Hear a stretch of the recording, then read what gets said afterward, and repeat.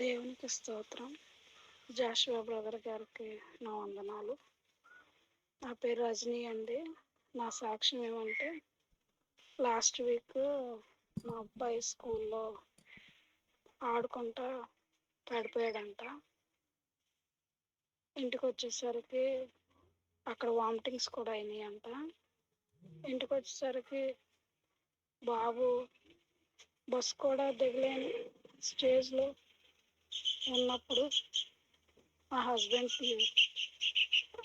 తీసుకొచ్చాడు ఇంటికి తీసుకొచ్చిన తర్వాత బాగా నీరసం అయిపోయాడు, మాట్లాడట్లేదు, చూస్తున్నాడు. మళ్ళా వాంతి అయింది. ఇంటి దగ్గర టాబ్లెట్ వేసి పడుకోబెట్టాను. కాలు చూస్తే ఎంతలా వాసిపోయింది, చీకటి పడిపోయింది. హాస్పిటల్కి వెళ్తా కూడా డబ్బులు లేవు. ఏం చేయాలో తెలియని స్థితిలో నేను రోజు జాషువా బ్రదర్ గారి మెసేజ్లు తెల్లవారుజామున ప్రేయర్లో నేను ఉంటున్నాను.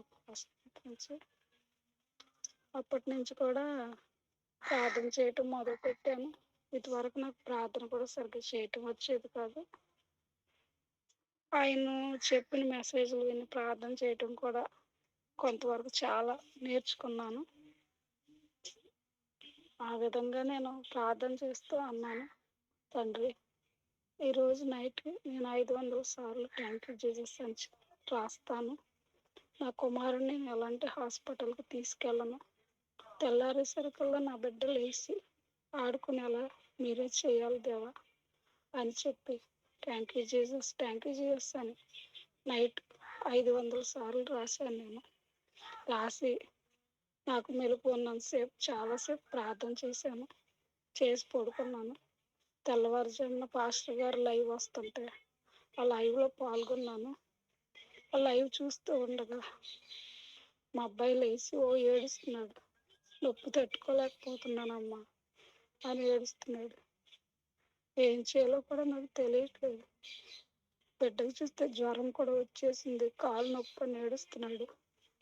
ఏం చేయాలో తెలియక నా కొడుకుని ఒళ్ళో పెట్టుకుని అలాగే ఏడుస్తూ, తండ్రి, నా బిడ్డకి మీరు కాలు నొప్పి తగ్గించినందుకు థ్యాంక్ యూ నాయన, జ్వరం తగ్గించినందుకు థ్యాంక్ యూ నాయన, వాంతులు తగ్గించినందుకు థ్యాంక్ యూ నాయన, నా బిడ్డ లేచి ఆడుకుంటానికి మీరు ఇచ్చిన కృపను బట్టి థ్యాంక్ యూ నాయన. అలా తెల్లారి దాకా చెప్తూనే నా బిడ్డను ఏడుస్తూ ఉంటే జ్వరం టాబ్లెట్ వేసి కాసేపు ఏడ్చాడు. అలాగే నేను కూడా ఏడుస్తా, నా కొడుకు ఏడుస్తా, అలాగే ప్రార్థన చేస్తా ఉన్నాను. తను ఎప్పుడు నిద్రపోయాడు. నేను ఇంకా లేచి నా పనుల్లో నేను ఉన్నప్పుడు బిడ్డ ఆశ్చర్యరీతిగా నా బిడ్డను లేచాడు.